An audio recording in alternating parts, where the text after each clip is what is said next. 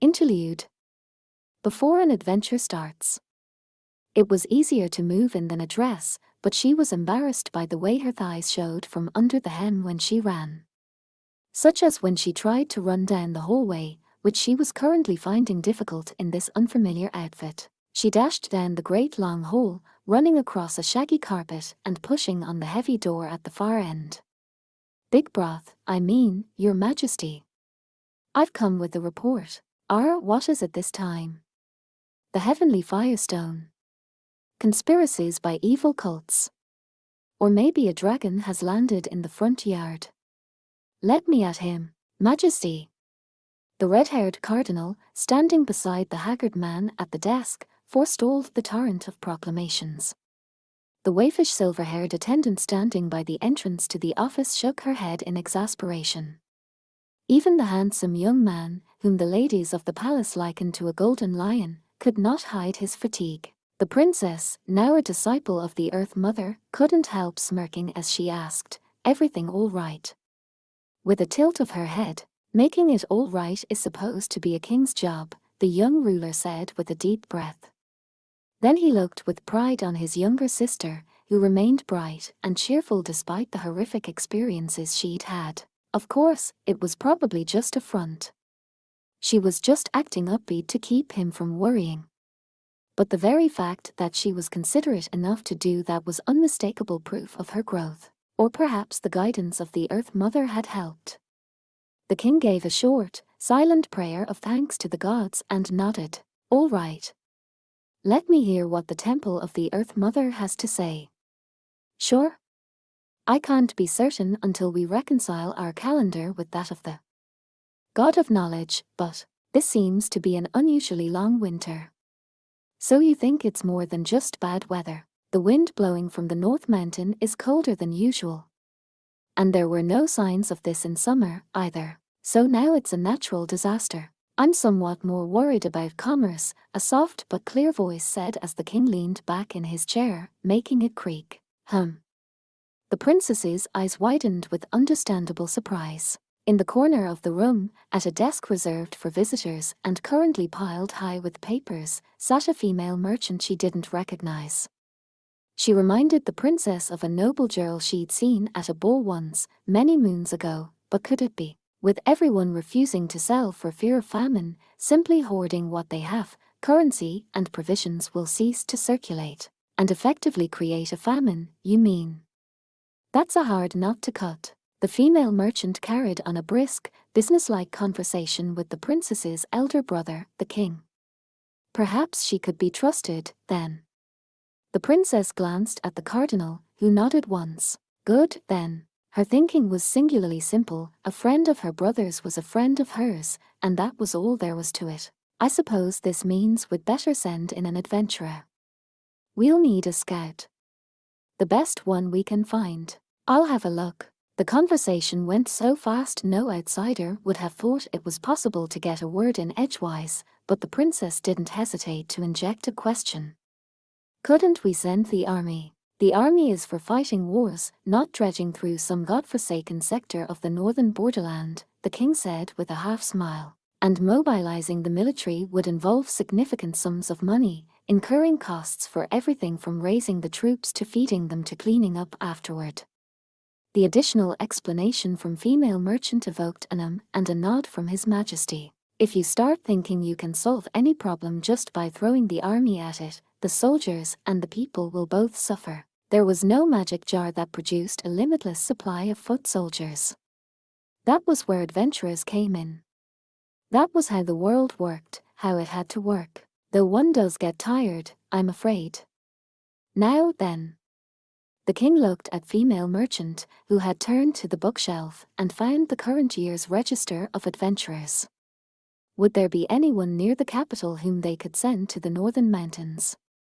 A skilled searcher, swift and strong and gifted in survival. Sheesh, the bar can only go so high. There does appear to be one, Your Majesty, but...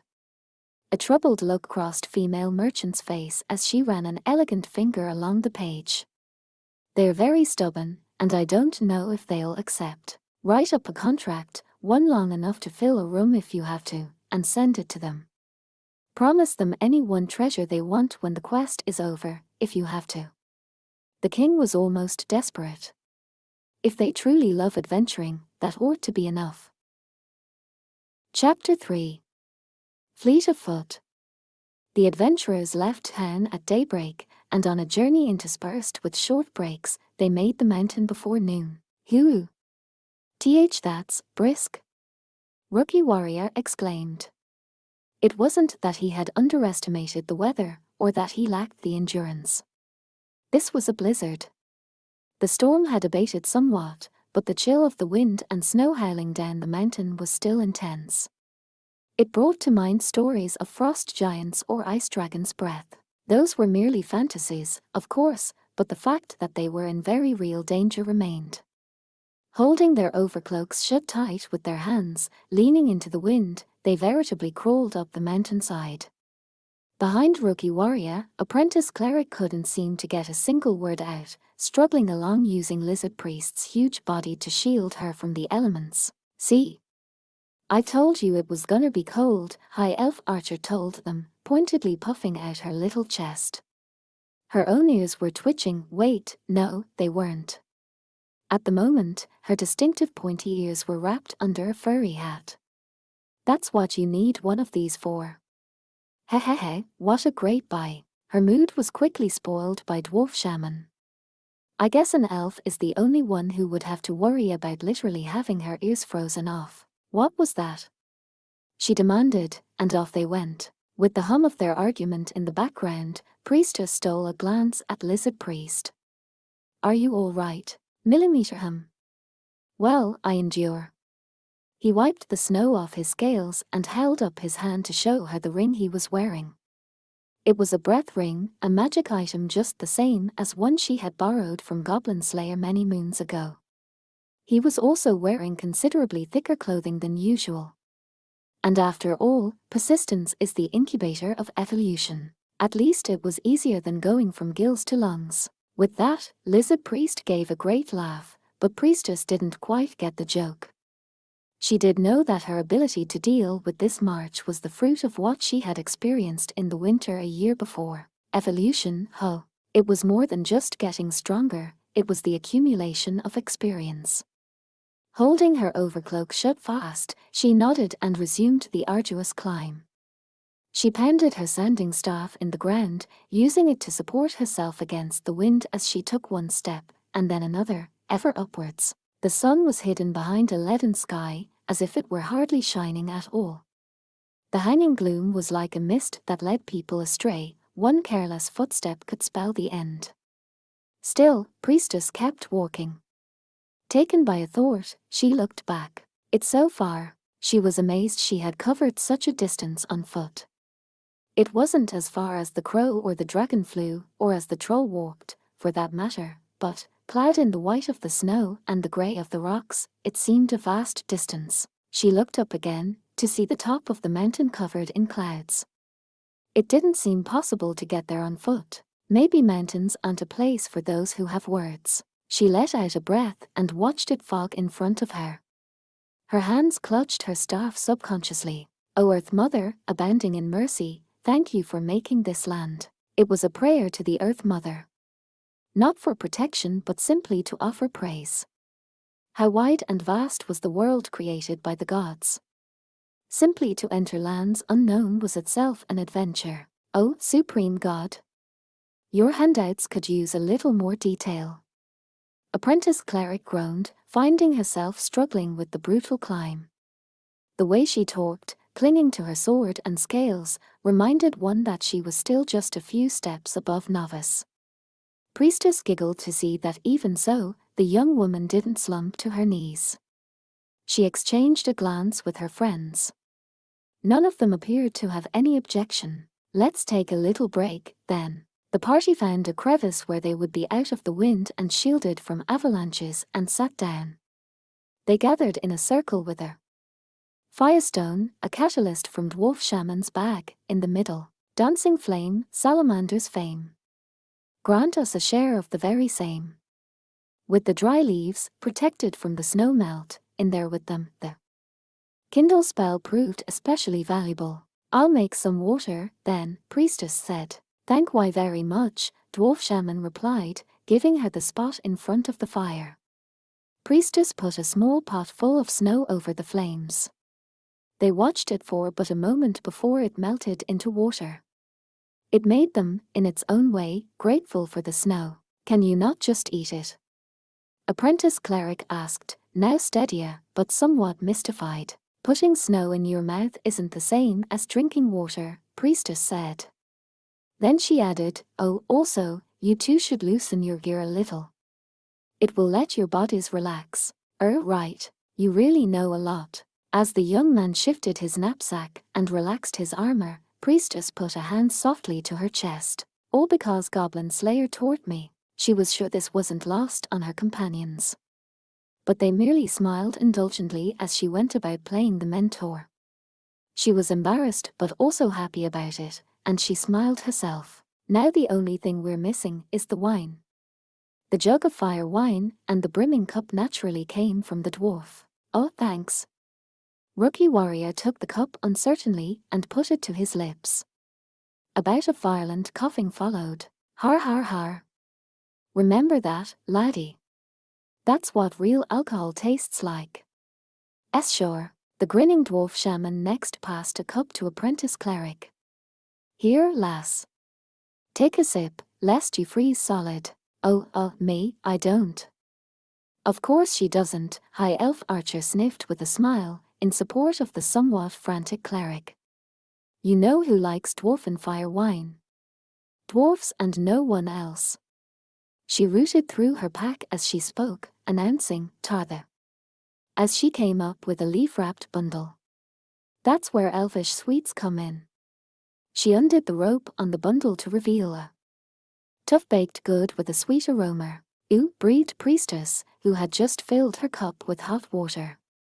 She didn't get to eat these elvish treats often, but they had quickly become one of her favorite foods. Here you go, High Elf Archer said, parsing out the buns. Let the lushes have their wine. Thank you. Apprentice cleric took a hesitant bite, then her face lit up. From the way her cheeks puffed out like some kind of skirl, it seemed she liked it, too. Priestess gave High Elf Archer a smile as she handed some water her way. Hee, that's really tasty. Thanks. Isn't it? We elves are pretty proud of it. High Elf Archer said, puffing out her chest. Fair, dwarf shaman grumbled, clicking his tongue.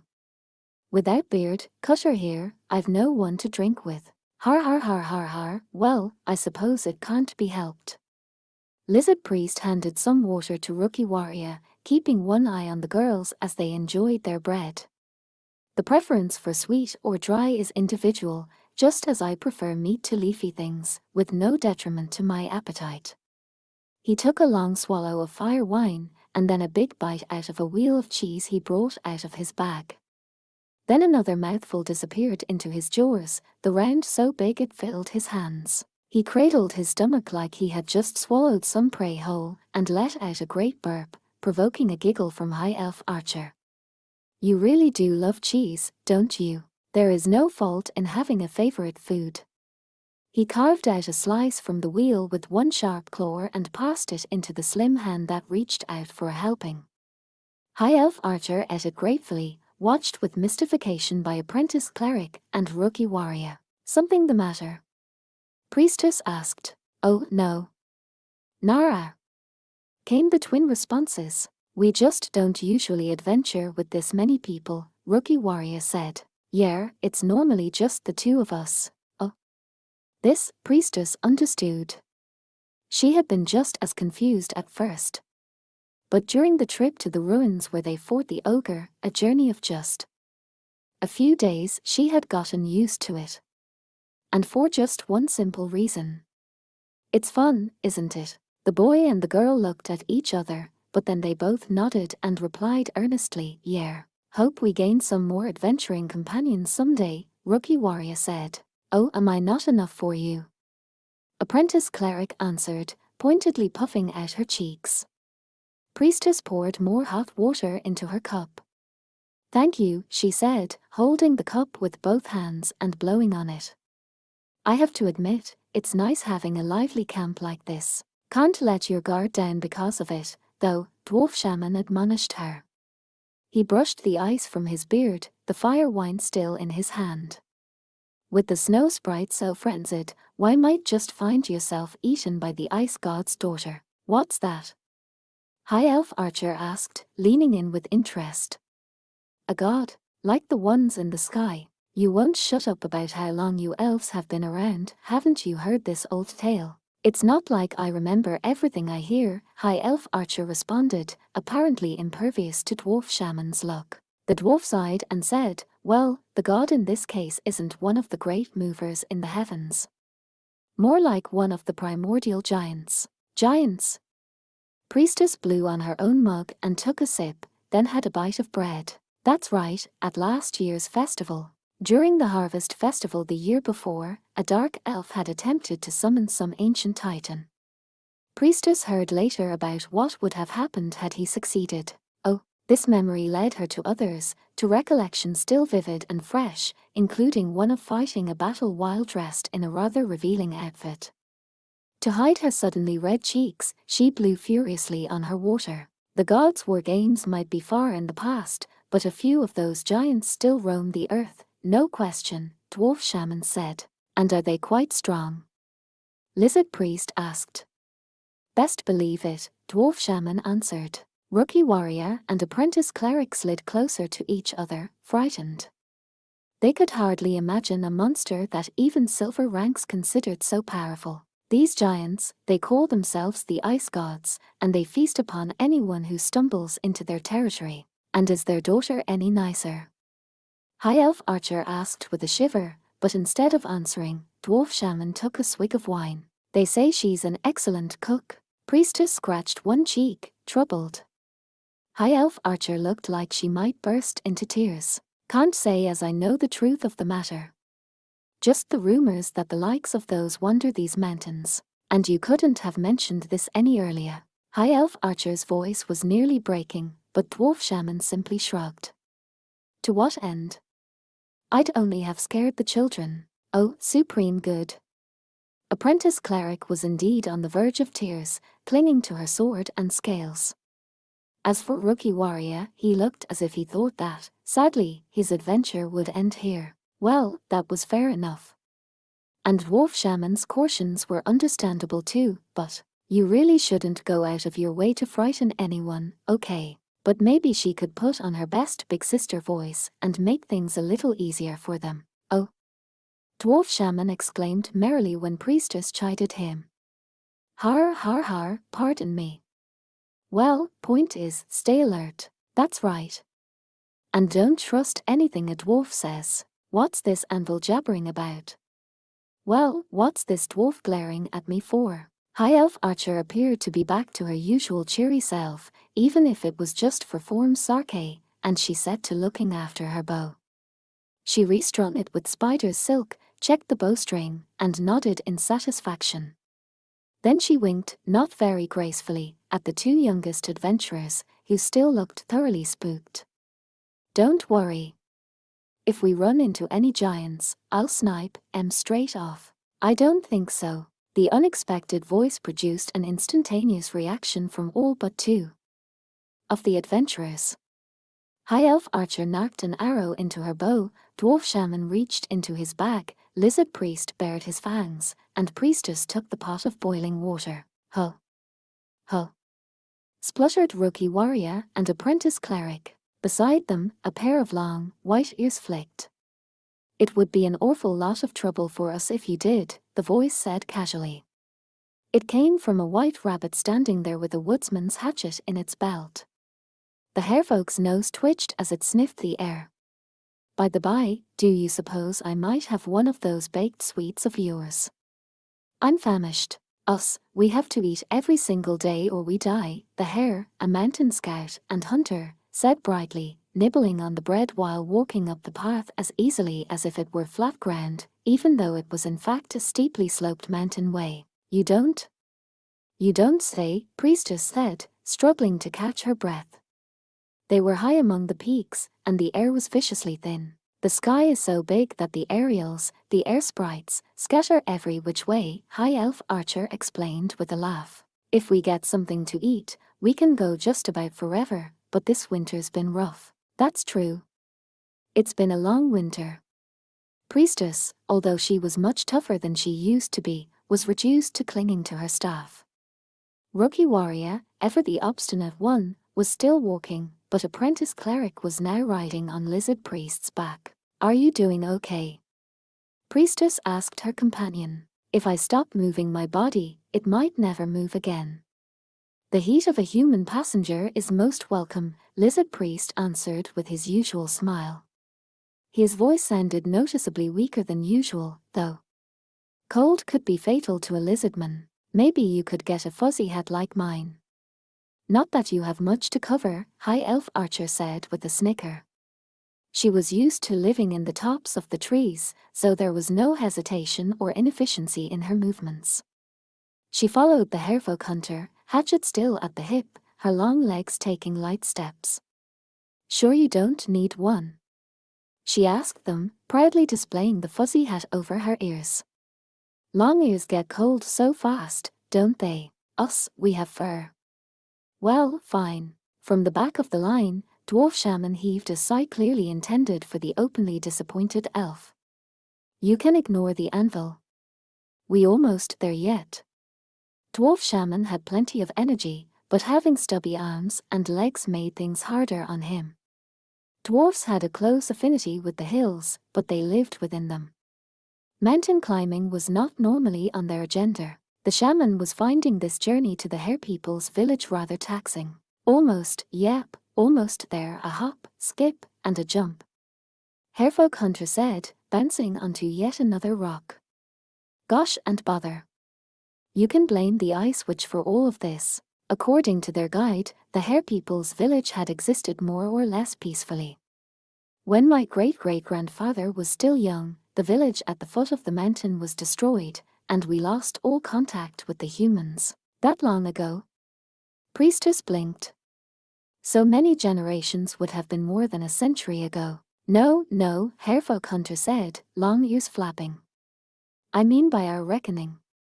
It probably hasn't been 100 years yet. The hare jumped nimbly down from the rock, head cocking after reaching the ground. A fuzzy paw pointed nonchalantly to one particular spot. Look, right there. It's empty underneath, so be careful. Yikes. No sooner had Harefolk Hunter spoken than Rookie Warrior sank into the snow. It was a place where snow had packed in over some roots or a crevice. A natural pitfall. Once inside, it was hard to get out. If you weren't killed instantly, you would die in good time. WHWHWH whoa. Here, was this the end of his adventure? Dwarf Shaman reached out a hand to the frantic young warrior. The roughened hand of the older adventurer grabbed the slim wrist of the younger and pulled. Rookie Warrior heaved himself up onto the snow. Luckily, his club had a strap that had been wrapped around his wrist, so it was still there, even though he had let go of it. Thank goodness. Stop fooling around. Apprentice Cleric said sharply from Lizard Priest's back, provoking an or, shut it. From Rookie Warrior, High Elf Archer, who could detect the concern in the cleric's rebuke, snickered softly. Humans can't see those little pitfalls, she said, then she jumped over the packed snow as delicately as if she were hopping a puddle. She beckoned the others, however, indicating the safe route with a gentle nod of her head. Anyway, all's well that ends well. So what happened with this Ice Witch? Look, our people occasionally get picked off by ptarmigans or Sasquatches, and nobody complains. Harefolk Hunter, hatchet now riding low, gave an exhausted shake of the head.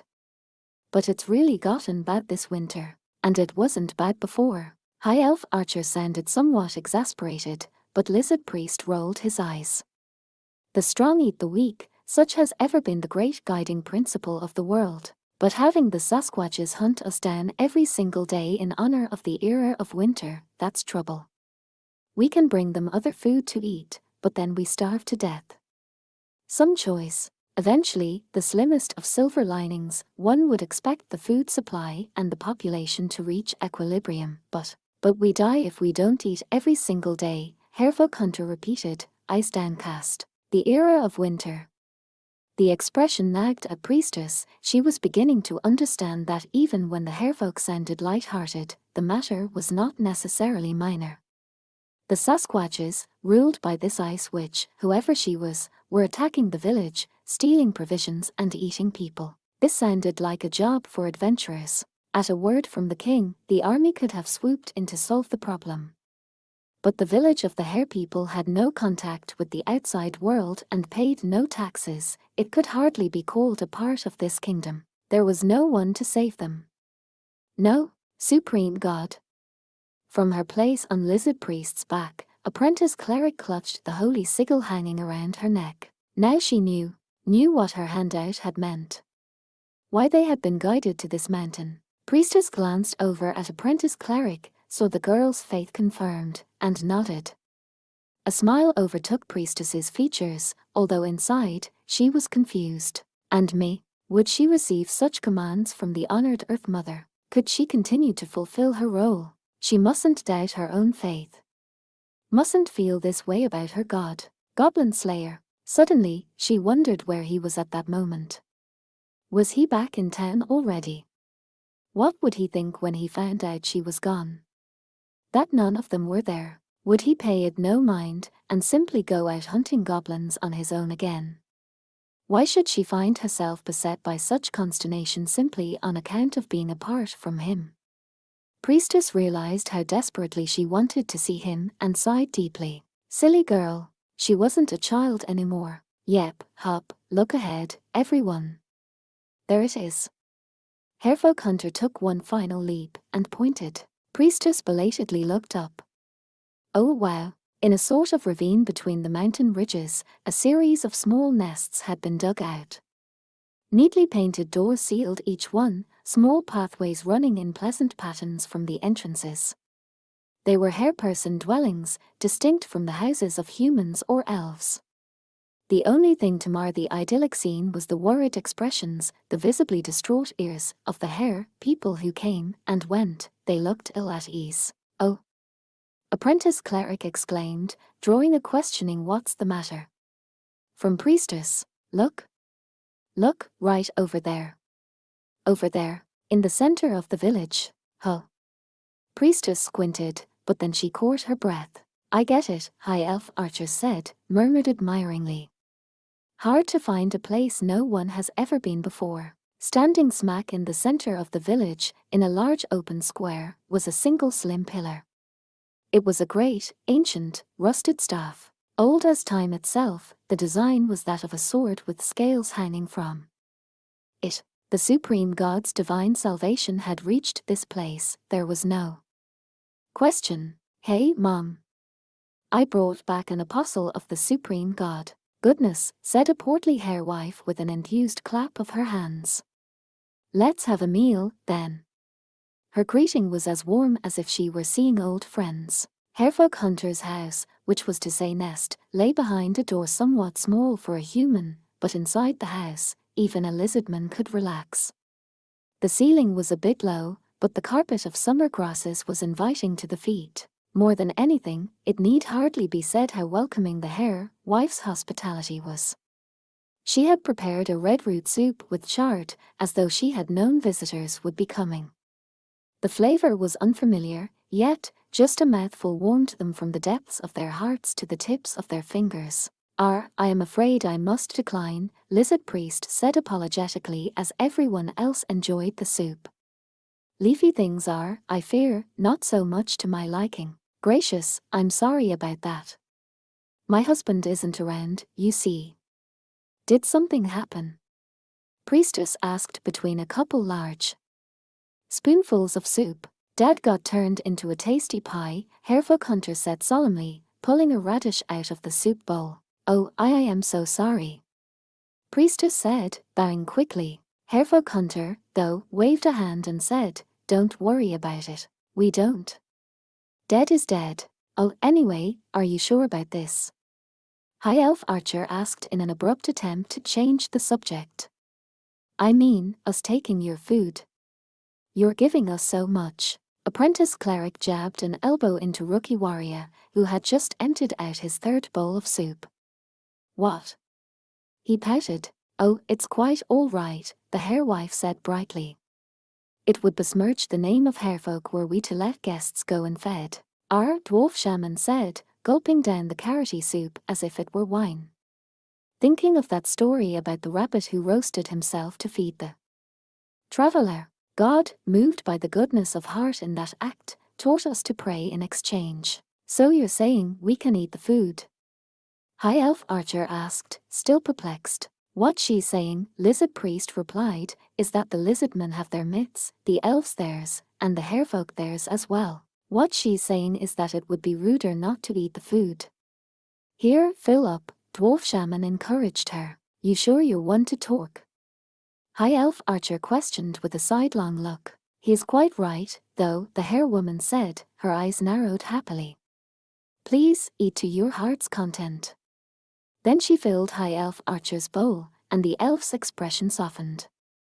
There has never been in any age one who could long resist warm, delicious, heartfelt food. One more bowl, then. It was understandable that Priestess lost the struggle with temptation. Perhaps it was simply that the harefolk's bowls were a bit smaller than she was used to. When the meal was over and tea was coming around, Priestess cleared her throat. So, about the Witch of Ice. The gooseberry tea had a faint, medicinal bitterness, and a single sip sent a cleansing freshness through the mouth. It also seemed to help the words come easily, for which she was grateful. Well, like I said, we're used to the Sasquatches from the mountains. Harefolk Hunter held one steaming cup in both hands, their legs dangling. But this winter has seemed unusually long and intense. And that means... Then it happened. Thump. A footstep, for it was a footstep, shook the ground, accompanied by a rumble like a drum. High Elf Archer and Priestess both shivered, the sound shaking them to their very cores. Winter's here, our season has come. Har, play your magic cards. Cast your spells and raise your voice. Dice mean nothing. Wit and strength our arms. Our arms to fight, now let us fight. The Witch of Ice has spoken right. These peaks have no need of the weak. The summer of the dead is through here proudly the black lotus blooms. Winter's here, our season has come. The song rolled through the hills like a peal of thunder. What in the world? High Elf Archer demanded, pulling off her hat. Oh, so they're here. Harefolk Hunter, looking grim, stood up. Mom, hurry up and hide in the pantry. Yes, of course. And look after brother and sister and brother and brother and sister and brother and sister. They'll come bounding home soon enough. There was Harefolk Hunter, alarmed, and the Hare Matron, rather mellow. The adventurers, all of them except Rookie Warrior and Apprentice Cleric, rushed to the window. Lizard Priest leaned over so he could see out, his face about level with that of Dwarf Shaman. Can you perchance see anything? Not much. Hey, what do you make of it? Can't see a thing, muttered High Elf Archer, to whom the query had been directed. Her long ears were flicking. But I heard 3 different voices and sets of footsteps. A trio of enemies. Yeah, that's right, Harefolk Hunter said, shoving the hatchet into their belt. The same 3 as always. I'll chop their heads off today. Priestess said, putting a lovely white fingertip to her lips in contemplation. An enemy attack. They should receive the assault. There was no question. Goblin Slayer, what would he do? He would act without hesitation, but with careful thought. A song. Giants. A witch. Let's go, too, Priestess said decisively. That's what we came here for. The adventurers all nodded with just as much certainty. This time, that included Rookie Warrior and Apprentice Cleric. Now Ian, who'll be fighting us? I will be. A brave hareboy said in a voice that rolled through the valley as he hopped up from his nest. The massive, muscular Sasquatches were misshapen humanoids covered in white fur. They had been much reduced since the days of their ancestors the giants, so that now they looked, at first glance, something like overlarge apes. But they were still easily more than 10 feet tall, still worthy of the name giants. What are we gonna do with you? Don't think you can match us for strength. And there were 3 of them. They grinned, looking none too bright. These were the 3 who had kept this village in a state of perpetual fear. It was of course they themselves who called for a fight. They knew full well that they could win a contest of violence. They could ruin this village as easily as they could snap a twig, but that was no fun. And so they demanded a contest. They claimed that if they were beaten, they would spare the victor's life. But if they won, they could do whatever they liked with the loser. Eat him, use him for a toy. The harefolk, naturally, had no choice but to accept. It was better than being slaughtered all at once. Good, have a go, then, one of the Sasquatches said. He pointed to some lingonberry bushes at the edge of the village. First one to reach those berries wins. Ready? Oh, I'm ready, the hareboy said, and as soon as the Sasquatch shouted, "Goo!" he started running. He was not the fastest in the village, but he was no slouch, and he knew the terrain like the back of his hand. He was almost as quick of mind as he was of foot, and although unsure he could win, he didn't intend to lose. That intention didn't survive the Sasquatch's first step. The cry came not from the young rabbit, but rather from the other villagers watching from their nests. With his second step, the Sasquatch closed the distance even more, and upon his third, he took a fistful of lingonberries. Har har, looks like I win. Ugh. HRRGH. It was like all the bones in his body had been dumbstruck. At first, he didn't even feel any pain, only noticing how difficult it was to breathe all of a sudden. But by that point, the boy could no longer move even a finger. He writhed in agony, a pain that became twice as bad, then 10 times, running all through his body. He might have compared it to being struck by lightning, if he'd had time for such a thought, but he didn't have even a moment before his life was over. He might not even have felt the giant lift him by the ears and pop him into its mouth.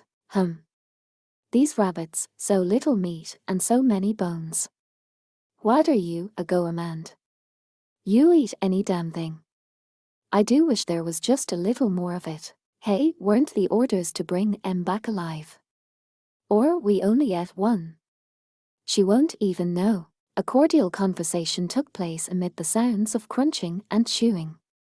Priestess and the others, who had only just arrived on the scene, observed it all, trembling. We are too late. In the shadows, she clutched her staff and clenched her teeth. I don't know if we could have done anything even if we'd gotten here sooner. The thought was weak, and she desperately shoved it away, staring at the Sasquatches. She hated thoughts like that. She never wanted to say that the actions of her companions on that day, at that time, when they had decided to delve into that first goblin's nest, had been wrong. She of all people didn't want to say it. Or so she felt. What do we do? Apprentice cleric seemed utterly at a loss. Only one thing to do. Harefolk Hunter exclaimed. I'll go next. Goo? Rookie warrior choked. Don't even think about it. Did you see how big that thing is? He tried to restrain Harefolk Hunter, who squealed, let me go. There were 3 enemies. Huge and powerful. Rookie warrior was right. They may have been slow, but that deficit was wiped out by the size of their bodies. As for their intelligence, well, who could say? What would Goblin Slayer do? Priestess pictured the way he reacted to a situation. And then she did the same. What do you think? Well, now, Lizard Priest rolled his eyes as if amused. Priestess looked at the ground, embarrassed to realize he had seen through her. Her face was hot. What is it they say about large heads and little wit? Though I'm not certain whether it holds in this case. Lizard Priest tapped his own head with one sharp claw. What matters is the ratio of brain size to body size. Simple intelligence. High elf Archer said, squinting and counting on her fingers. Their heads are slightly smaller than a human's, I would guess. Maybe about the size of an ape's. But this isn't a very advantageous place to fight them, Dwarf Shaman said with a frown, taking a very displeased gulp of wine. We're right in the middle of town. A rampage here could get out of hand in a hurry, so perhaps our best option is to give battle face to face and openly, and to elude them in the same way, Lizard Priest offered. So then, what is it you propose we do? The party's collective gaze settled on Priestess. Even Hairfolk Hunter, I'm still pinned behind them by Rookie Warrior, looked at her. Well. She put a pale, shapely finger to her lips and uttered reflectively, They didn't have much time, and their options were limited. She had to put it all together. She had to make her brain work. I wonder if he's ever had moments like these. The thought brought the ghost of a smile to her face. Her heart felt ever so slightly lighter. Let's do it. She made up her mind. I do have a plan. I shall be your opponent. A clear voice echoed through the valley and left the Sasquatches blinking. From the shadow of a small building in the Hairfolk village, a spindly little girl emerged. A human. She was wearing a priest's vestments and holding a sounding staff. An adventurer. The Sasquatches looked at each other, then grinned. Well, look at you, eh? Hoping we'll eat you head first. Dunno, I think she might make a nice toy. No, we'll tear her open so her insides are outside. The way they laughed was disgusting, though they themselves surely didn't think so, and the girl stiffened somewhat. That only amused the creatures even more, their guffaws echoing through the entire valley. Her name is Naman. The girl's quaking voice harmonized with one far deeper and more somber.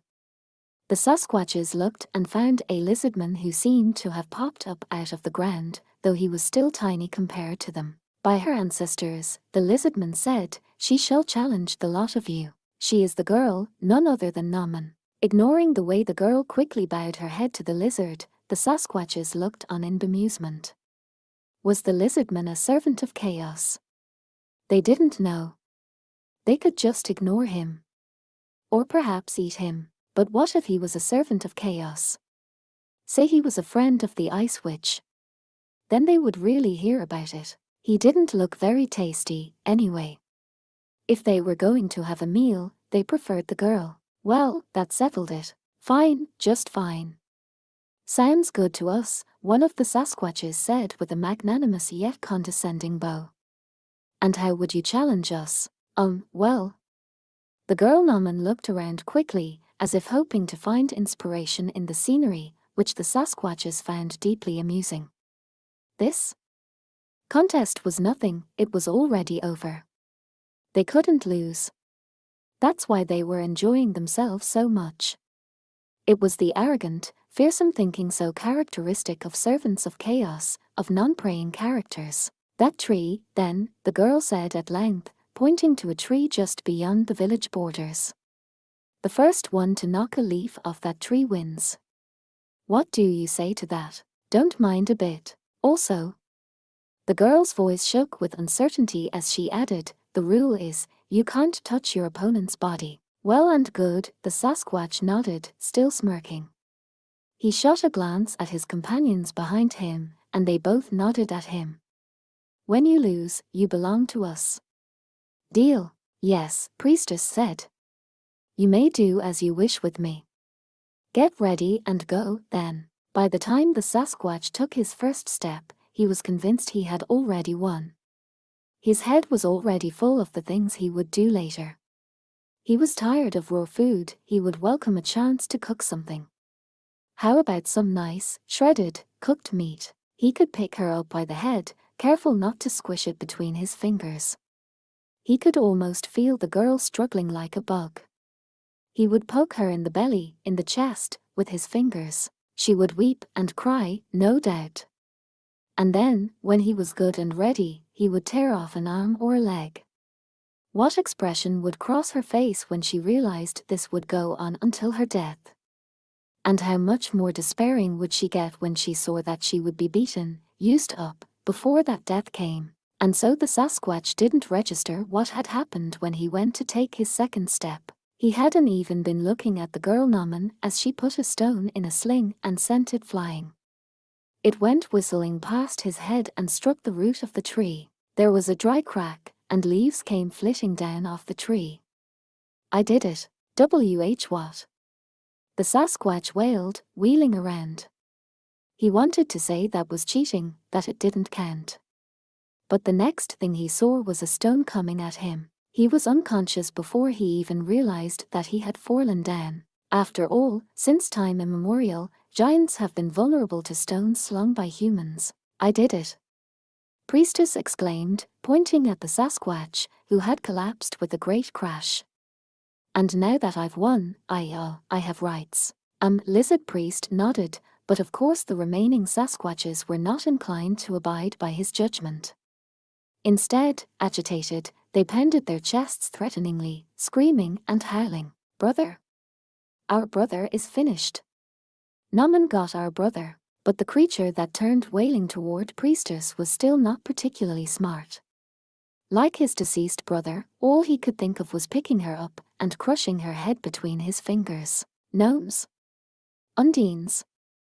Make for me the finest cushion you will see. So the Sasquatch never noticed the dwarf lurking by his feet. The snow turned to mud, which couldn't support the creature's weight. He sank straight into it. Aura. Oh, 4. Why do I keep getting the physical jobs these days? He also, naturally, never imagined the elvish archer circling around him with a rope to tie him up. Nrag? There was nothing he could do about it. The Sasquatch, large as he was, simply fell over. He landed on the ground with a crash and a rather unbecoming yell. Snow flew up like a geyser, the Sasquatch struck his head and lost consciousness. And so the contest is concluded. Lizard Priest's bloodthirsty proclamation was delivered in a roaring voice worthy of a dragon.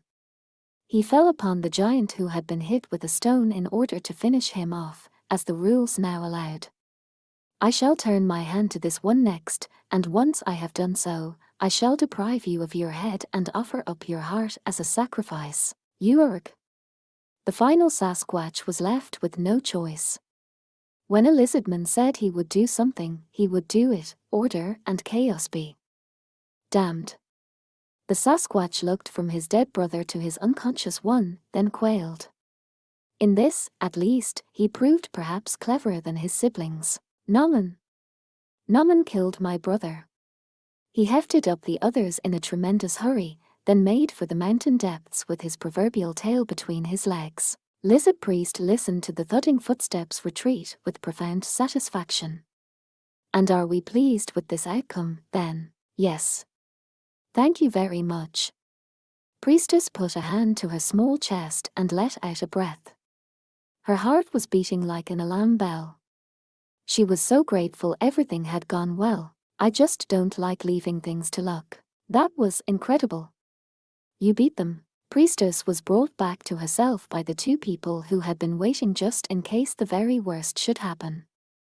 Rookie warrior and apprentice cleric, still obligingly holding onto Hairfolk Hunter, were looking at her wide-eyed.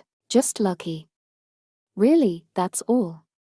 She smiled bashfully, finding their stares a bit intense. If Goblin Slayer were here, he would have come up with something much better. I'm sure of it. But those words only provoked speechless looks from the others. Why is that? Priestess looked at them quizzically, wondering if she had said something strange. But now look, I'm not complaining, okay. But you're a priestess, right? Hairfolk Hunter seemed almost as confused as she was. The long ears flicked and Hunter went on hesitantly, didn't you kind of trick them? Is that okay? Priestess sounded deeply and sincerely surprised.